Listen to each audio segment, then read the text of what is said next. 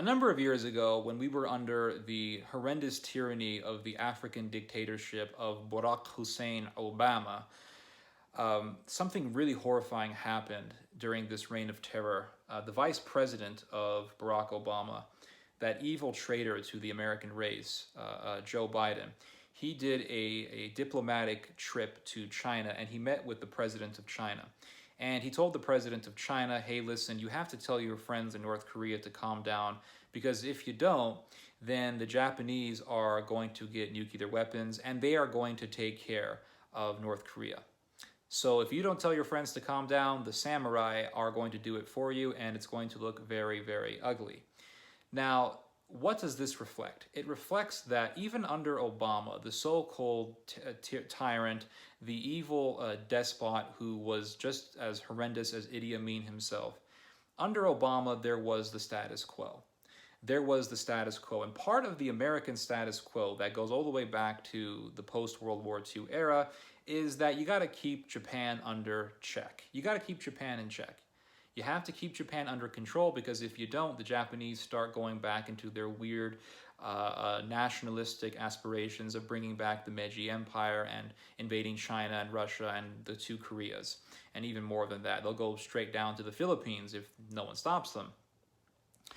And the Japanese still have these very weird nationalistic ideas. It's why the Japanese were actually planning on flying the Japanese imperial flag during the Olympics. Well, the Olympics aren't going to happen anytime soon because we're living in the Corona era. But nonetheless, that inclination to violent nationalism is there, and it's very, very strong in Japan, hence why people like Shinzo Abe have been very successful in politics.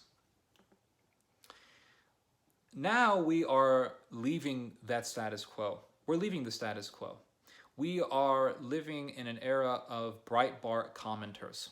Breitbart commenters. If you thought that YouTube commenters were the worst, you haven't seen the comments on a website called Breitbart.com. Under the Obama administration, Breitbart.com was the most popular conservative website in the world, if not in the United States. And the commenters on that site are absolutely egregious. I mean, you're talking about quite abominable people. These are the types of people who would say, kill all Muslims, put a machine gun on the border with Mexico, and if you see any sort of poor migrant, doesn't matter if he's dying of dehydration or if this person, some poor migrant who just got raped by a human smuggler, it doesn't matter. You just shoot them on the spot. You got to kill them. Put Gatling guns, forget Gatling guns, put those like Black Hawk Down helicopter machine guns on the border. And if you see any migrant, male or female, doesn't matter, woman, child, adult, infant, doesn't matter, you just take them out. That's the type of stuff that you see on the Breitbart comment section. It's pretty freaking satanic stuff. And the Breitbart comment mentality is the type of mentality that would say something like, give the Japanese nukes and have them take out North Korea. And if the Japanese were ever to nuke North Korea, it would be absolute hell. It would be a horrible, horrible idea, and it would have a ripple effect that would escalate into a global conflict. Japan would nuke North Korea, and they'll say something like, hey, since we nuked a country already, we might as well just invade some countries. They would invade South Korea, they would invade China. In fact, this is why the Japanese for so long have been obsessed with controlling Korea, because Korea is the doorway into China.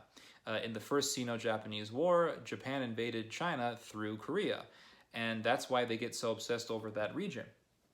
It has nothing to do with Kim Jong-un wanting to take over the world with the malnourished citizens that he has. It's about controlling East Asia. Japan is obsessed with the idea of becoming a global power over Northeast Asia and really the rest of Asia. Just like Turkey is obsessed with controlling the Middle East and Germany is obsessed with controlling Europe. These countries, these powerhouse countries, are fixated on the idea of global empire.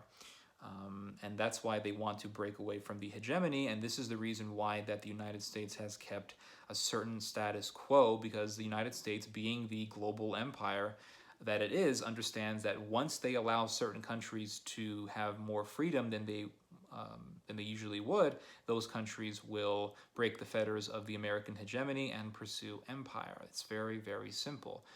Nature hates a vacuum, and once you take out one major superpower, in comes another. It's like the death of Alexander the Great. As soon as he died, all these people who were very close to him started warring with each other, and you had the Ptolemies, and you had the Seleucids, and you had all these people who started killing each other because, well, they were trying to grab power. It's very, very scary. This is why you need a global empire. This is why I'm against these crazy ideas of destroying NATO. But where do you see comments like destroy NATO? Where do you see that? You see that in Breitbart.com. And you had Donald Trump breaking away from the status quo and beginning to sound like a Breitbart commenter. Donald Trump said things like, let's get rid of NATO. He said things like Brexit is great because, we really don't need the European Union, even though it's the European Union as it is that has been the reason why we haven't had a war in Europe. At least not in Western Europe, because we did have that bloody event in the Balkans, but those countries weren't under the European Union. And Donald Trump also said that Japan should just be given nukes and they should just take care of North Korea. He said that when he was campaigning. Donald Trump sounded like a Breitbart commenter. He sounded like a crazy, right-wing, lunatic commenter. And it's not just Trump who talks like this. Mark Levine said something like this also. Just give the Japanese nukes and have them take care of North Korea. These conservatives, with their lunacy, if they get their way, they will pave the way to the apocalypse. They will pave the way to Armageddon. If they get their way, bottom line. And this is my problem with the hatred of the status quo. Sometimes, many times actually, the status quo is a good thing.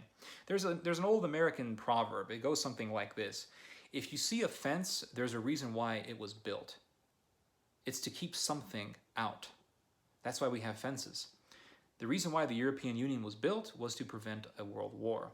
Keep Germany in check by keeping Germany economically satisfied, because the Americans understand that once Germany is no longer economically satisfied, or once Germany is no longer under control, economic control, then Germany will pursue the war path. There is, in fact, a document that you can read from the U.S. Congress. It is dated 2008, so quite recent, actually. And it says that as soon as the Japanese and the Germans get the perception that America no longer wants to take care of their security, the Germans and the Japanese will pursue nuclear armament. And these two countries are de facto nuclear states. They both have the technological capacity to make nuclear weapons in a very short amount of time.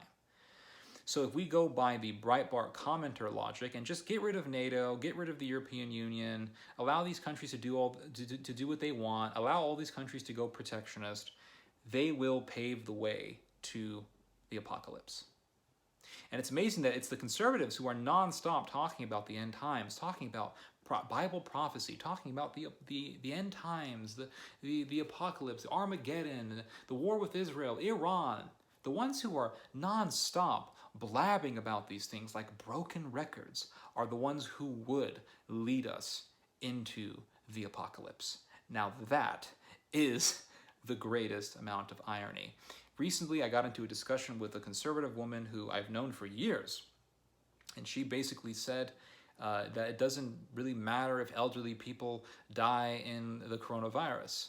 And it's really amazing because it's the conservatives who have been talking about, protecting human life and the sacredness of human life. And now we're seeing conservatives talking about how life is pretty much meaningless, and they really conform to the words of the wicked as they are recorded in the Book of Wisdom, chapter 2, in the Catholic and Eastern Orthodox Bibles, and also in the Old School King James.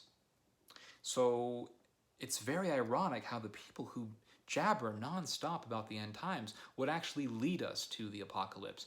And maybe that's the whole idea. Maybe the conservative movement as we know it today is in fact a death cult that wants to usher in the apocalypse, usher in the end times, just like all these other crazy cults fantasize about doing, killing a bunch of people, starting a war with Iran and Israel so that we can bring on the apocalypse.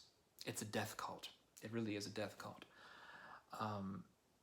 And some people are mad at me because I'm just criticizing conservatives. I have been criticizing conservatives pretty much since I began writing and YouTubing. I've been criticizing conservatives. Jesus Christ criticized conservatives.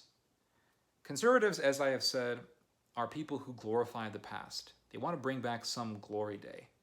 And the Pharisees also glorified the past. They wanted to bring back the glory days when the Jews had their own state and the Romans would be out. Jesus criticized these people. Jesus criticized no one else but conservatives.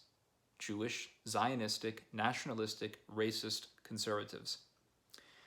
And the ones who, these conservatives, they were the ones who talked about Mashiach all the time, talked about the Messiah. They wanted to bring the Messiah. They wanted to usher in the Messiah. They wanted Mashiach to come.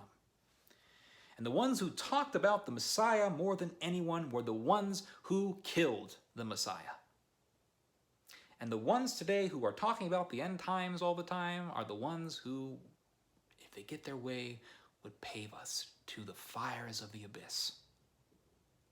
Anyway, hope you guys have enjoyed this message. Hope you guys have learned something from this message. You guys just heard some theology. God bless.